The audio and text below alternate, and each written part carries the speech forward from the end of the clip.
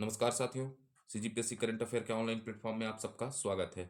आज हम शुरुआत करेंगे भारतीय अर्थव्यवस्था में एक नए विषय की।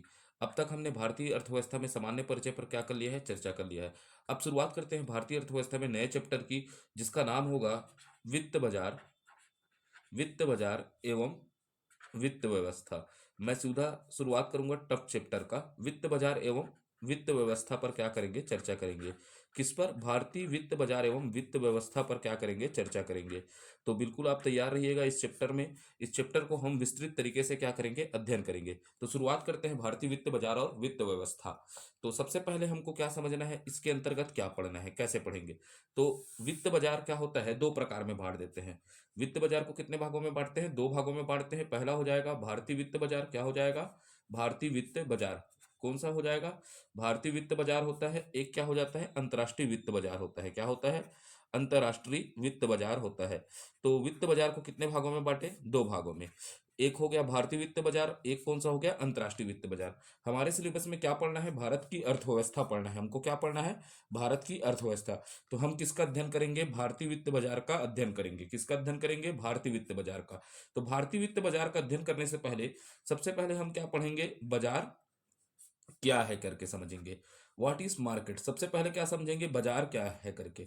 बाजार क्या है करके समझेंगे, फिर हम यहां से देखेंगे बाजार का प्रकार पर चलेंगे। किस पर चर्चा करेंगे, बाजार के प्रकार पर चर्चा करेंगे। तो बाजार के प्रकार को मुख्य रूप से एग्जाम के दृष्टिकोण से मैं कितने भागों में बांटूंगा, तीन भागों में बांटकर क्या करेंगे, अध्ययन करेंगे। मुख्य रूप से एग्जाम के दृष्टिकोण से कितने भागों में बांटेंगे, तीन भागों में। एक होगा पण्य बाजार। कौन सा बाजार, पण्य बाजार। पण्य बाजार का मतलब होता है कमोडिटी मार्केट। कौन सा मार्केट, कमोडिटी मार्केट। दूसरा कौन सा हो जाएगा, कारक बाजार। कौन सा बाजार हो जाएगा, कारक बाजार पर चर्चा करेंगे, अर्थात फैक्टर मार्केट पर चर्चा करेंगे। कारक बाजार के बाद हम पहुंच जाएंगे वित्त बाजार पर। किस पर चर्चा करेंगे, वित्तीय बाजार पर क्या करेंगे, चर्चा करेंगे। तो हम सीधा सिलेबस में कैसे पहुंचेंगे, भारतीय वित्त बाजार। भारतीय वित्त बाजार के अंदर बाजार क्या है देखेंगे, फिर बाजार का क्या देखेंगे, प्रकार देखेंगे। बाजार के प्रकार में तीन प्रकार के मैं बांटूंगा। पहला हो जाएगा पण्य बाजार, दूसरा हो जाएगा कारक बाजार और तीसरा कौन सा हो जाएगा, वित्त बाजार। तो आप क्या समझ रहे हैं, बाजार से ही क्या हो रहा है बताइएगा, वित्त बाजार का क्या हो रहा है, उद्भव। अर्थात बाजार के द्वारा ही किसका उद्भव होता है, वित्त बाजार का क्या होता है, उद्भव। फिर हम कारक बाजार को भी कितने भागों में बांट सकते हैं, तीन भागों में। तो समझना है, कारक उत्पादन के कारक कितने होते हैं बताइएगा, चार कारक। चार कारक में क्या होता है, सबसे पहला होता है भूमि। तो हम किस में बांट सकते हैं, भूमि से संबंधित बाजार। क्या कह सकते हैं, भूमि से संबंधित बाजार करके बांट सकते हैं। पहला भाग भूमि से संबंधित बाजार बोल सकते हैं। उसके बाद क्या बोल सकते हैं, श्रम से संबंधित बाजार बोल सकते हैं। उसके बाद क्या बोल सकते हैं, पूंजी से संबंधित बाजार। लेकिन सहज का कोई क्रय विक्रय हो सकता है क्या, नहीं हो सकता। तो सहज बाजार होगा क्या, बिल्कुल नहीं हो सकता।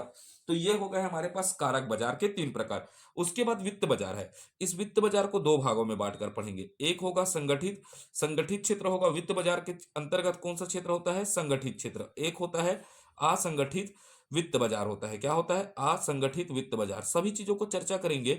आप बिल्कुल पेशेंस रखिएगा। जितने लोग भी देख रहे हैं वीडियो को, बिल्कुल आप नोट्स बनाइए, अस्वस्थ रहिए कि इससे बाहर कोई प्रश्न नहीं आएगा। ठीक है, ये टॉपिक, हर एक टॉपिक को मैं यहाँ कंप्लीट करवाऊंगा। तो हमको क्या पढ़ना है, भारतीय अर्थव्यवस्था। भारतीय अर्थव्यवस्था के अंतर्गत वित्त बाजार एवं क्या चालू किए हैं, वित्त व्यवस्था। हम पढ़ेंगे किसको, भारतीय वित्त बाजार को। भारतीय वित्त बाजार को पढ़ने से पहले क्या समझेंगे, बाजार क्या है। फिर हम क्या पढ़ेंगे, बाजार के प्रकार। सबसे पहला बाजार कौन सा हो जाएगा, पण्य बाजार। फिर कौन सा हो जाएगा, कारक बाजार। कारक बाजार को कितने भागों में बांटेंगे, तीन भागों में। सबसे पहला हो जाएगा भूमि से संबंधित बाजार, उसके बाद श्रम से संबंधित बाजार, उसके बाद कौन सा हो जाएगा, पूंजी। उसके बाद वित्त बाजार को हम देखेंगे संगठित एवं असंगठित क्षेत्र में बांटकर देखेंगे। तो शुरुआत करते हैं आज के टॉपिक से। सबसे पहले हमको क्या पढ़ना है करके देखिए, बाजार क्या है करके। बाजार क्या है करके एकदम बेसिक से आप समझते जाइएगा ना। ठीक है, बाजार क्या है करके। तो बाजार क्या है आप बचपन से जानते हैं। बाजार क्या है, एक परिवेश है। क्या है बताइएगा, परिवेश है। तो मैं क्या बोल सकता हूं, ऐसा परिवेश बोल सकता हूं या नहीं बोल सकता। जाते हो ना आप बाजार में, क्या दिखता है, परिवेश टाइप से दिखता है। तो बाजार क्या है, एक परिवेश है जहां क्या होता है, जहां किसी संसाधनों का, संसाधनों का मतलब क्या होता है, किसी संसाधनों का, अर्थात संसाधनों का मतलब क्या होता है, रिसोर्सेज। संसाधनों का क्या किया जाता है, क्रय विक्रय किया जाता है। क्या किया जाता है, क्रय विक्रय, विक्रय किया जाता है। क्या किया जाता है, क्रय विक्रय किया जाता है। उसे क्या कहा जाता है, बाजार कहा जाता है। उसे क्या कहा जाता है, बाजार कहते हैं। क्या कहते हैं? बाजार कहते हैं। तो बाजार क्या है? ऐसा परिवेश जहां संसाधनों का क्या होता है? क्रय विक्रय होता है, उसे क्या कहा जाता है? बाजार। उदाहरण के लिए इलेक्ट्रॉनिक मार्केट सुने होंगे आप, क्या सुने होंगे? इलेक्ट्रॉनिक मार्केट सुने होंगे आप, इलेक्ट्रॉनिक बाजार सुने होंगे, इलेक्ट्रॉनिक बाजार सुने होंगे, सब्जी बाजार सुने होंगे। ये सब क्या है? बाजार के उदाहरण है। फिर आपको समझना है, बाजार के प्रकार पर चलते हैं। कहाँ पहुंच जाते हैं? बाजार के प्रकार पर क्या करते हैं? चर्चा करते हैं। बाजार का पहला प्रकार क्या होगा? पण्य बाजार। कौन सा बाजार होगा? पण्य बाजार। कौन सा बाजार हो जाएगा? पण्य बाजार का अर्थात कमोडिटी मार्केट। तो ये भी एक क्या है? बाजार का प्रकार है। तो हम क्या बोल सकते हैं? ऐसा परिवेश बोल सकते हैं। इसके लिए भी क्या बोलेंगे? ऐसा परिवेश। बाजार क्या है? ऐसा परिवेश जहां क्या बोलेंगे? जहां उत्पादित वस्तुओं का, किसका? उत्पादित वस्तुओं का, अर्थात प्रोडक्ट वस्तुओं का। यहां पर क्या हो रहा है? कच्चे वस्तुओं का भी क्रय विक्रय हो सकता है, अर्थात संसाधनों का क्रय विक्रय होता है बाजार में। लेकिन पण्य बाजार में क्या होता है? उत्पादित वस्तु अर्थात प्रोडक्ट वस्तुओं का, उत्पादित वस्तु एवं सेवाओं का, किसका? उत्पादित वस्तु एवं सेवाओं का क्रय विक्रय किया जाता है। क्या किया जाता है? क्रय विक्रय किया जाता है। क्या किया जाता है? क्रय विक्रय किया जाता है। उसे उसे क्या कहा जाता है? पण्य बाजार कहा जाता है। क्या कहा जाता है? पण्य बाजार कहते हैं। उसे क्या कहते हैं? पण्य बाजार कहते हैं। अर्थात ऐसा परिवेश जहां पर क्या होता है? उत्पादित वस्तु एवं सेवाओं का क्रय विक्रय किया जाता है, उसे क्या कहा जाता है? पण्य बाजार। तो आपको पण्य बाजार क्यों याद रखना है? जब मैं क्या बात करूंगा? मुद्रा स्फीति की। किसकी बात करूंगा? मुद्रा स्फीति की। तो मुद्रा स्फीति कहाँ आएगा? पण्य बाजार में आता है। बाजार पर ना आकर किस पर आएगा? पण्य बाजार। Commodity market surrounded by inflation. आप न्यूज में सुनते होंगे commodity market surrounded by inflation. तो यही पण्य बाजार क्या होता है? मुद्रा स्फीति से क्या होता है? घिरा रहता है। फिर हमको समझना है कारक बाजार। कौन सी बाजार की बात करना है? कारक बाजार। और उत्पादन के कितने कारक है बताइएगा? 4 कारक है। हमने शुरू वीडियो में पढ़ा है उत्पादन के कितने कारक है? 4 कारक है।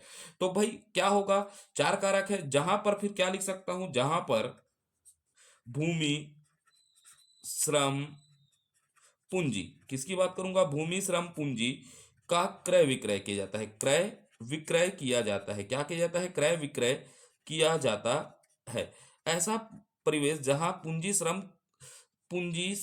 श्रम और भूमि का क्या किया जाता है? क्रय विक्रय किया जाता है, क्योंकि साहस को तो बेचा ही नहीं जा सकता।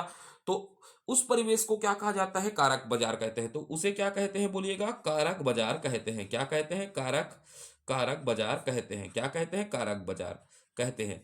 अब भाई कारक बाजार को कितने भागों में बांट सकते हैं? 3 भागों में।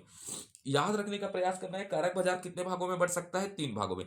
पहला क्या हो सकता है? भूमि से संबंधित बाजार। दूसरा कौन सा हो सकता है? श्रम से संबंधित बाजार। और तीसरा किससे हो सकता है? पूंजी से संबंधित बाजार।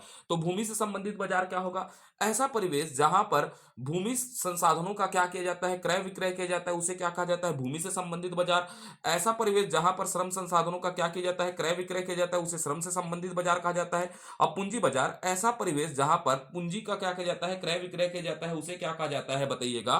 पूंजी बाजार कहते हैं। तो ये हो गया हमारा कारक बाजार। अब सीधा हम प्रवेश विषय में प्रवेश करते हैं, वित्त बाजार पर। किस पर प्रवेश करते हैं? वित्त बाजार पर। किस पर प्रवेश करते हैं? वित्त बाजार पर प्रवेश करते हैं। ये हमारे सिलेबस में लिखा है, भारतीय वित्त बाजार। क्या लिखा है? भारतीय वित्त बाजार। तो सबसे पहले हम क्या समझेंगे? वित्त क्या है? जब हम वित्त को समझेंगे तभी आगे की बात कर पाएंगे। वित्त क्या है? तो बताइएगा वित्त क्या होता है? जैसे आप क्या बोलते हैं? वित्त का मतलब क्या होता है? फाइनेंस। फाइनेंस। फाइनेंस मार्केट क्या है बताइएगा? आप समझिएगा, आपके घर में आप ऐसा घर रखे हैं और आपके घर में जो पैसा पड़ा हुआ है, क्या पड़ा हुआ है? पैसा। अर्थात जिस नोट में गांधी जी छपा हुआ है, 500 2000 रुपए के क्या पड़े हुए हैं? आपके नोट। घर में क्या पड़ा है? पैसा। तो ये पैसा को आप क्या कहते हो? मुद्रा कहते हो ना। घर में जो पैसा पड़ा है उसे क्या कहते हो? मुद्रा कहते हो।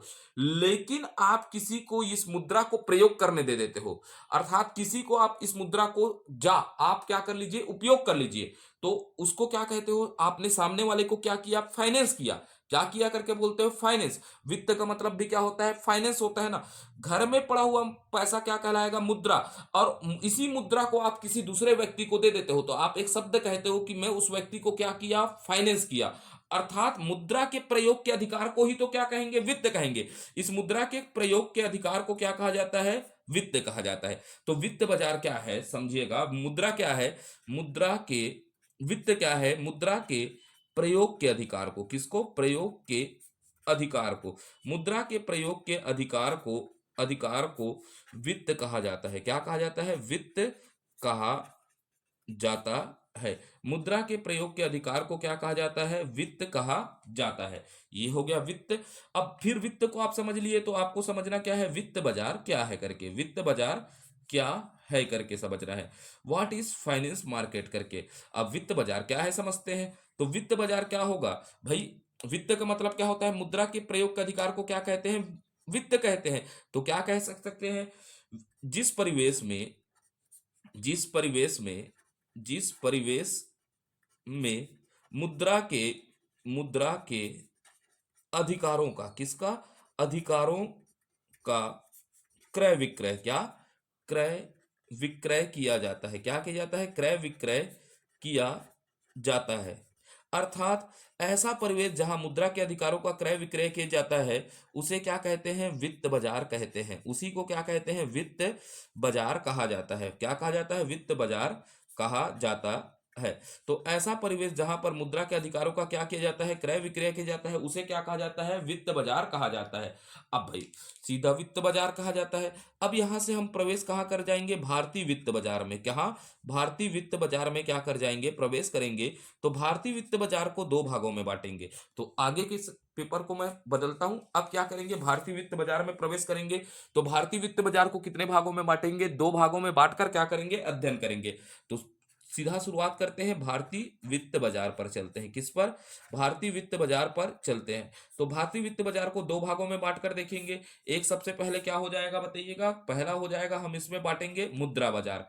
कौन सा बाजार, मुद्रा बाजार। मुद्रा बाजार को क्या कहा जाता है, मनी मार्केट कहा जाता है। क्या कहा जाता है, मनी मार्केट। और इसके बाद हो जाएगा, एक हो जाएगा पूंजी बाजार। हमारे सिलेबस में हमको क्या पढ़ना है, मुद्रा बाजार और किसको पढ़ना है, पूंजी बाजार। पूंजी बाजार का मतलब होता है कैपिटल मार्केट होता है, कैपिटल मार्केट होता है। अब देखते हैं मुद्रा बाजार क्या है करके। सबसे पहले किसको देखते हैं, मुद्रा बाजार। मुद्रा बाजार का मतलब होता है मनी मार्केट होता है। क्या होता है, मुद्रा बाजार का मतलब मनी मार्केट। उसके बाद हम क्या चर्चा करेंगे, पूंजी बाजार पर। तो मुद्रा बाजार क्या होता है, तो सबसे पहले मैं आपको थोड़ा सा बातें लिख कर दिखलाता हूं।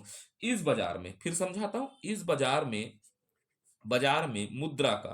मुद्रा का प्रत्यक्ष रूप से लेन देन होता है। कैसे होता है, प्रत्यक्ष रूप से लेन देन होता है। थोड़ा सा आप लिखिएगा, प्रत्यक्ष रूप से क्या होता है, लेन देन होता है। क्या होता है, लेन देन होता है। अर्थात मुद्रा बाजार में लेन देन कैसे होगा, मुद्रा का प्रत्यक्ष रूप से लेन देन होता है। और लेन देन क्या होता है, इसका समय होता है। जो मुद्रा बाजार में लेन देन होगा, इसको याद रखना है, कैसा समय होता है, अल्पकालीन लेन देन होता है। कैसा, अल्पकालीन लेन देन होगा। यहां पर जो भी लेन देन होगा, कैसा लेन देन होगा, अल्पकालीन लेन देन होगा। अब मुद्रा बाजार के अंतर्गत क्या आता है, किसका अध्ययन किया जाता है, बैंकिंग। पूरा तरीका से क्या हो जाता है, बैंक का क्या किया जाता है, अध्ययन किया जाता है। अर्थात इसके अंतर्गत क्या आ जाएगा, सरकारी बैंक, वाणिज्यिक बैंक, कौन सा हो जाएगा, वाणिज्यिक बैंक आएगा, वाणिज्यिक बैंक आएगा आदि। ये सब किसके अंतर्गत आते हैं, मुद्रा बाजार के अंदर। तो भाई मुद्रा बाजार के अंतर्गत किसका अध्ययन किया जाता है, बैंकों का अध्ययन किया जाता है, सरकारी बैंक, वाणिज्य बैंक आदि। तो अब समझते हैं मुद्रा बाजार में कैसा प्रत्यक्ष लेन देन होता है। आप मान लीजिएगा ये आप क्या है, एसबीआई में गए। कौन सा है, एक बैंक का नाम ले रहा हूं, एसबीआई में।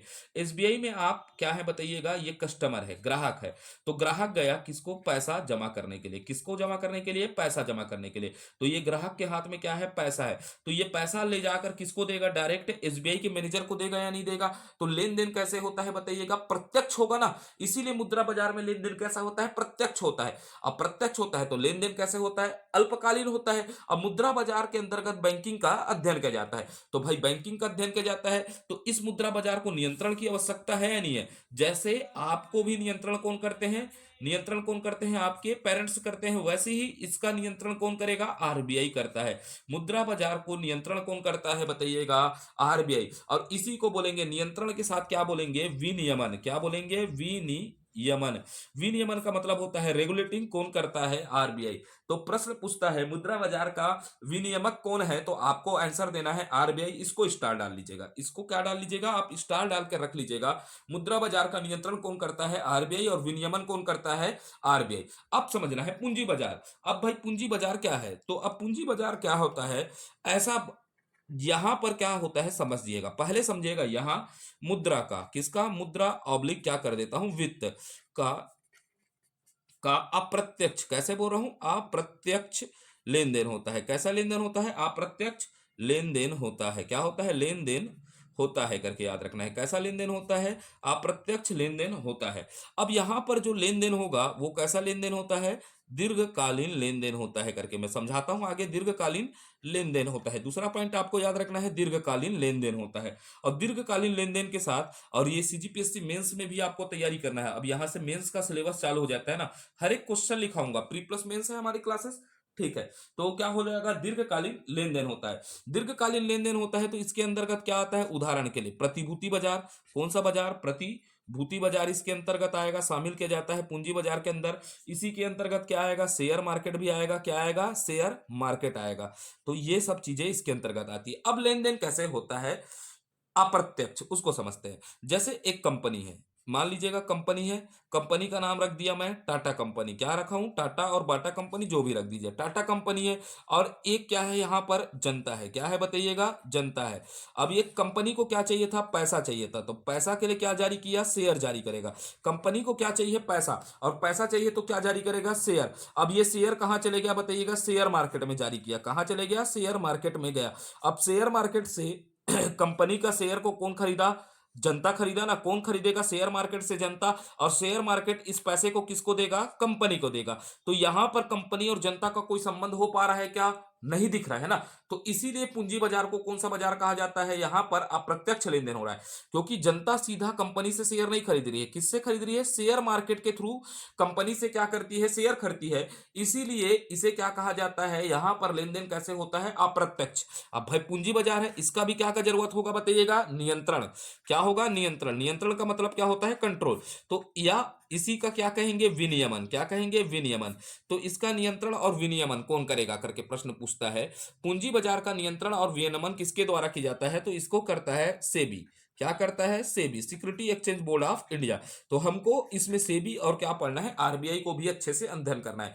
तो ये हो गया भारतीय वित्त व्यवस्था। तो सबसे पहले हमने कितने भागों में बांटा? दो भागों में। आपको याद क्या रखना है? कीवर्ड में डाल लीजिएगा। इसका नियंत्रण कौन करता है? आरबीआई। कौन करता है? आरबीआई। इसका नियंत्रण कौन करता है? सेबी करता है। पूंजी बाजार का नियंत्रण कौन करता है? सेबी। और मुद्रा बाजार का नियंत्रण कौन करता है? आरबीआई। अब हम शुरुआत करेंगे मुद्रा बाजार से। सबसे पहले शुरुआत करेंगे मुद्रा बाजार से। इसको दिखलाएंगे बैंकिंग किस तरह पढ़ना है। आप छत्तीसगढ़ के बहुत सारे कोचिंग में पढ़े होंगे और अपने नोट से तुलना कीजिएगा, हमने क्या पढ़ा है और यहां क्या पढ़ाया जा रहा है। ठीक है, ये बातें हैं। चलते हैं आगे की ओर। तो सबसे पहले हम क्या पढ़ेंगे? मुद्रा बाजार। किसको पढ़ेंगे? मुद्रा बाजार को पढ़ेंगे। क्या पढ़ेंगे? मुद्रा बाजार। ठीक है। तो मुद्रा बाजार को भी हम दो भागों में बांट कर पढ़ेंगे। कितने भागों में बांट कर पढ़ेंगे? दो भागों में बांट कर पढ़ेंगे। ये आपका हो जाएगा, एक हो जाएगा असंगठित क्षेत्र। कौन सा क्षेत्र हो जाएगा? असंगठित क्षेत्र देखेंगे। क्या देखेंगे? असंगठित। ठीक है, नॉन ऑर्गेनाइज सेक्टर देखेंगे। और एक देखेंगे संगठित क्षेत्र। कौन सा क्षेत्र देखेंगे? संगठित क्षेत्र। Organise sector. किसकी बात करेंगे? ऑर्गेनाइज सेक्टर की बात करेंगे। भाई मुद्रा बाजार क्या होता है? अल्पकालीन लेन देन होता है मुद्रा का। एक होता है संगठित क्षेत्र, एक कौन सा हो जाता है? असंगठित क्षेत्र। संगठित क्षेत्र के अंदर, असंगठित क्षेत्र के अंतर्गत आप पैसा किससे ले लेते हो? मित्र से भी ले लेते हो। वह किससे लेते हो? रिश्तेदार से लेते हो। किससे ले सकते हो? रिश्तेदारों से भी आप क्या लेते हो? पैसा लेते हो। तो पैसा लेने के माध्यम कितने हो गए? मित्र हो गए, और क्या हो गया? रिश्तेदार भी हो गया। ये कैसे क्षेत्र कहलाएंगे? संगठित क्षेत्र। आप कभी पैसा किससे ले लेते हो? मित्र और किससे ले लेते हो? आप रिश्तेदारों से ले लेते हो। उसके साथ आप किससे पैसा ले लेते हो? कभी कभार आप सेठ, किससे लेते हो? सेठ। और किससे? साहूकार से। साहूकार से भी आप क्या ले लेते हो? पैसा ले लेते हो। तो ये किस क्षेत्र में आता है? संगठित क्षेत्र। असंगठित क्षेत्र में आता है।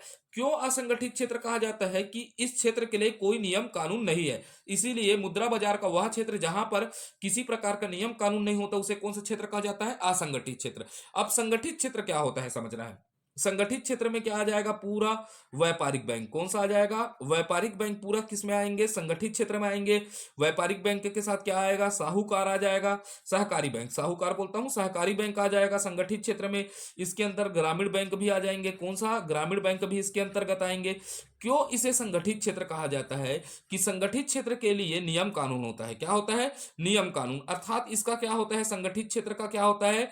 नियंत्रण होता है। क्या होता है? नियंत्रण। और संगठित क्षेत्र को नियंत्रण करने वाला संस्था कौन है? आरबीआई। तो मुद्रा बाजार के संगठित क्षेत्र किसके द्वारा नियंत्रित होता है? तो आपको याद रखना है, आरबीआई द्वारा क्या किया जाता है? नियंत्रण किया जाता है। एकदम बेसिक से पढ़ रहे हैं आप, हर एक चीज पढ़ोगे इस प्लेटफॉर्म पर, टेंशन मत लीजिएगा। ठीक है, जल्दी से जल्दी हम और सब्जेक्ट चालू करेंगे आपके लिए, ठीक है। तो क्या हो जाएगा, ये मुद्रा बाजार हो गया। तो अब समझिएगा मुद्रा बाजार के अंतर्गत हमको क्या अध्ययन करना है, बैंकिंग का अध्ययन करना है। किसका अध्ययन करना है, बैंकिंग का। तो भाई मुद्रा बाजार के अंतर्गत क्या का अध्ययन किया जाता है, बैंकिंग। तो देखते हैं बैंकों का विकास, किसको देखते हैं, बैंकों का विकास पर चर्चा करेंगे। किस पर, विकास पर चर्चा करेंगे, अर्थात बैंकों के विकास पर हम क्या करेंगे, चर्चा करेंगे। तो सबसे पहले समझना है बैंक, ये जो बैंक शब्द है, ये क्या बोल रहा हूं, बैंक, ठीक है। क्या शब्द लिख रहा हूं, बैंक शब्द है। क्या शब्द को लिख रहा हूं, बैंक शब्द इटली भाषा का शब्द है। किस भाषा का शब्द है, इटली भाषा का। ये बैंक शब्द किस भाषा का शब्द है करके याद रखना है, इटली भाषा का शब्द है। ये जो बैंक बना हुआ है, बैंक इटली भाषा का शब्द है। और इटली भाषा के किस शब्द से बना है, बैंको शब्द से मिलकर बना है। किससे, बैंको शब्द से मिलकर बना हुआ है। तो आपको याद रखना है किस भाषा का शब्द है, इटली भाषा का शब्द है। और इटली भाषा के कौन से शब्द से बनकर मिला है, मिलकर बना है, बैंको शब्द से मिलकर बना है। और इस बैंकों का अर्थ क्या है, इस बैंकों का अर्थ समझिएगा ना, इस बैंकों, क्या शब्द बोल रहा हूं, बैंकों का अर्थ क्या है, इटली में, कहा, इटली में।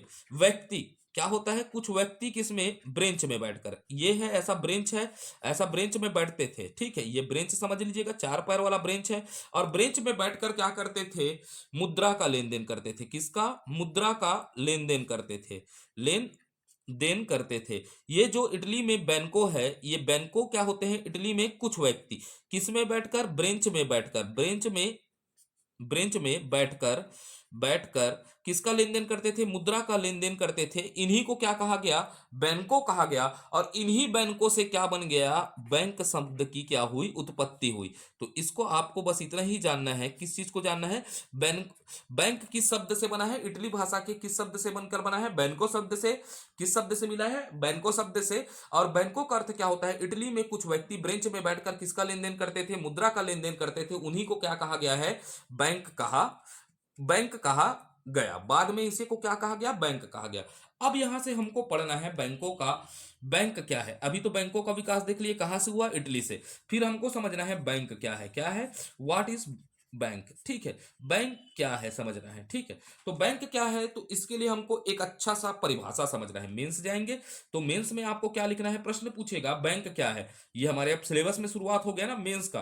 तो यहां से क्या हो जाएगा, इंडियन बैंकिंग, क्या हो जाएगा, इंडियन बैंकिंग रेगुलेटिंग एक्ट। क्या डालिएगा, इंडियन बैंकिंग रेगुलेटिंग एक्ट। एक एक्ट का नाम है रेगुलेटिंग एक्ट डालिएगा। क्या डालिएगा, इंडियन बैंकिंग रेगुलेटिंग एक्ट 1949।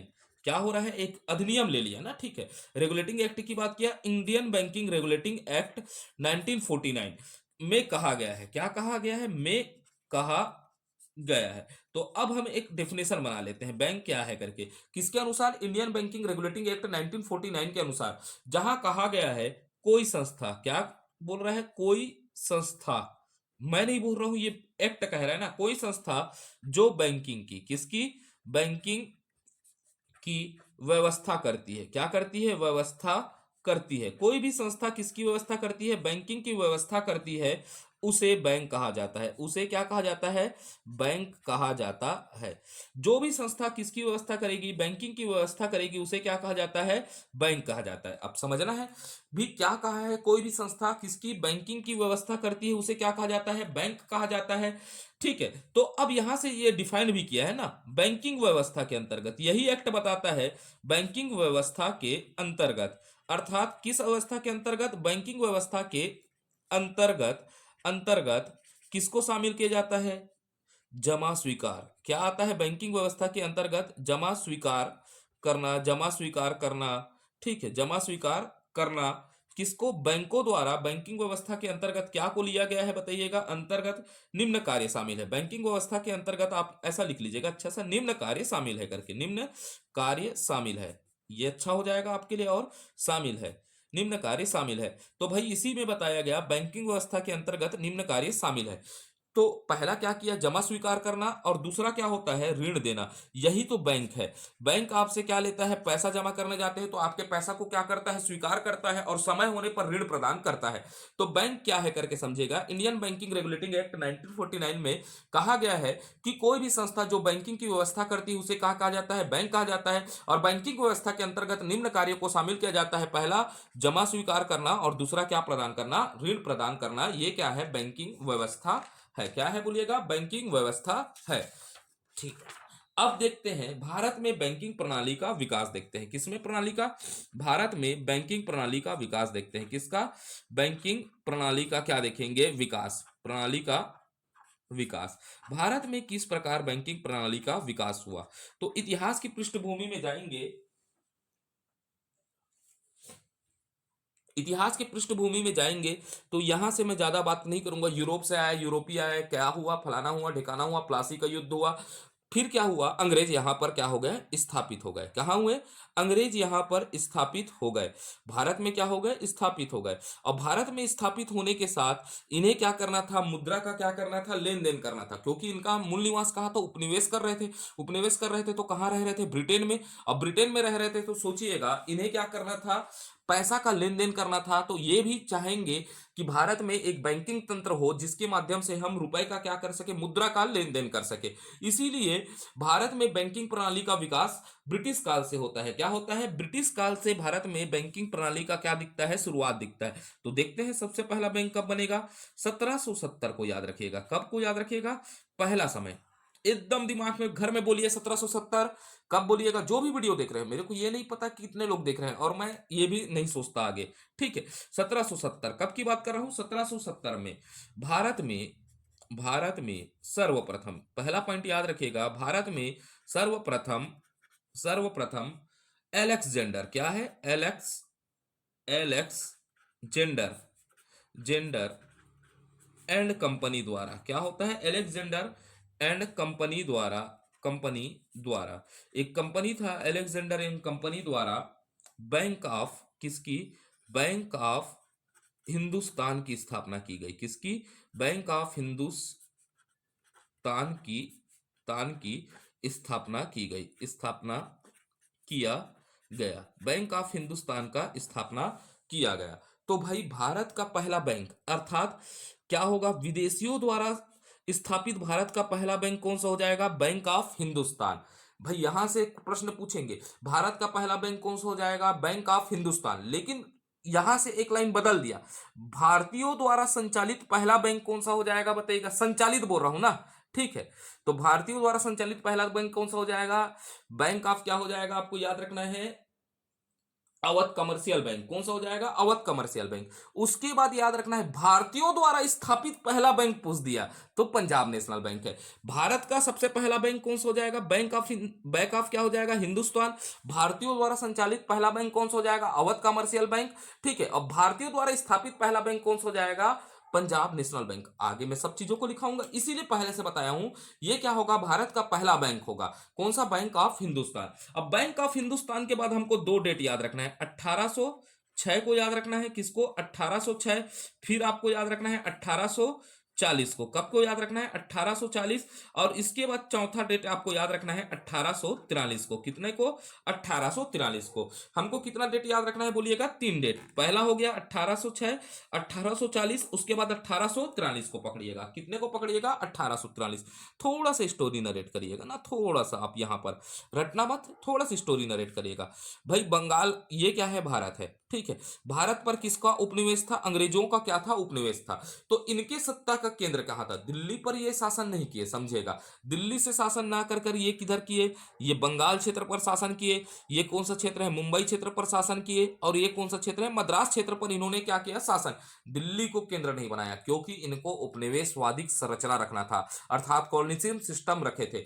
ये यहां से समुद्रों के तट से अपना व्यापार को संचालित करते हुए पूरे भारत को क्या कर रहे थे? नियंत्रण कर रहे थे। तो यहां पर क्या था? इनका पूरा केंद्र था, अर्थात क्या था? ये पूरा केंद्र था। तो यहीं पर क्या किए अंग्रेज? मुख्य रूप से क्या करते थे? निवास करते थे। और निवास करते थे अंग्रेज के लोग कहाँ रहते थे? इन्हीं लोग क्षेत्रों में रहते थे, प्रेसिडेंसी में। ये तीन प्रेसिडेंसी हो जाएगा। इसे कौन सा प्रेसिडेंसी कहा जाएगा? बंगाल प्रेसिडेंसी कहा गया। ये कौन सा हो गया? मद्रास प्रेसिडेंसी हो गया। और ये कौन सा प्रेसिडेंसी हो गया? मुंबई प्रेसिडेंसी हो गया। तो इन तीनों प्रेसिडेंसियों में कौन निवास करते थे? अंग्रेज निवास करते थे। अब अंग्रेज निवास करते थे तो इनको लेन देन करना था भैया। अब मान लीजिएगा ये ब्रिटिशियर है और ब्रिटिशियर में यहां पर कोई है, ये सब क्या है? अंग्रेज है। अंग्रेज कहाँ रह रहे हैं? भारत में रह रहे हैं और इनके परिवार कहाँ है, ब्रिटेन में। मान लीजिएगा ये कोई अंग्रेज है, इसकी गर्लफ्रेंड कहाँ है, ब्रिटेन में, तो इसको पैसा भेजना है, तो पैसा भेजने के लिए क्या चाहिए था बताइएगा, बैंक चाहिए था या नहीं चाहिए था। तो इसी कारण क्या हुआ, सबसे पहले कहां पर, ये तीनों प्रेसिडेंसी में 1806, 1840 और 1843 में क्या करना चालू किया गया, बैंकों का निर्माण किया गया। कितने प्रेसिडेंसी में, 3 प्रेसिडेंसी। पहला कौन सा हो जाएगा, कौन से प्रेसिडेंसी में बनेगा, तो आपको याद रखना है बैंक ऑफ, कहां, बैंक ऑफ बंगाल बना। क्या बना, बैंक ऑफ बंगाल बना। 1806 में किसका निर्माण किया गया, बैंक ऑफ बंगाल का निर्माण किया गया। फिर 1840 में याद रखना है बैंक ऑफ किसका, बॉम्बे की स्थापना किया गया। किसका, बैंक ऑफ बॉम्बे की स्थापना किया गया। फिर हमको याद रखना है बैंक ऑफ मद्रास। 1843 में बैंक ऑफ मद्रास की क्या की गई, स्थापना की गई। अब ये तीनों बैंक किसके द्वारा स्थापित थे, समझिएगा, अंग्रेजों के द्वारा। किसके द्वारा स्थापित थे, अंग्रेजों के द्वारा स्थापित थे। इसी कारण इसे कौन सा बैंक कहा जाता है, प्रेसिडेंसी भी, प्रेसिडेंसी बैंक भी कहा जाता है। कौन सा बैंक कहा जाता है, प्रेसिडेंसी, क्योंकि ये तीनों प्रेसिडेंसियों में क्या किया गया था, स्थापित किया गया था। इसी को क्या कहा जाता है, प्रेसिडेंसी बैंक। यही प्रेसिडेंसी बैंक 1921 में इन तीनों बैंकों का विलय होगा और क्या बनेगा, इंपीरियल बैंक। और इंपीरियल बैंक आगे चलकर क्या बनेगा, एसबीआई। तो मजबूती से मेरे साथ आप पढ़ते रहिए और इकोनॉमिक को आप क्या करिए, मजबूत बनाइए। आपको बहुत सारे सब्जेक्ट मैं पढ़ाऊंगा, अनुभव बहुत समय का रहा है। ऐसा एक भी सब्जेक्ट नहीं रहा है साइंस को छोड़कर, किसको छोड़कर, साइंस को छोड़कर और किसको, हिंदी को छोड़कर, मैंने हर एक सब्जेक्ट पढ़ाया है सीजीपीएससी में।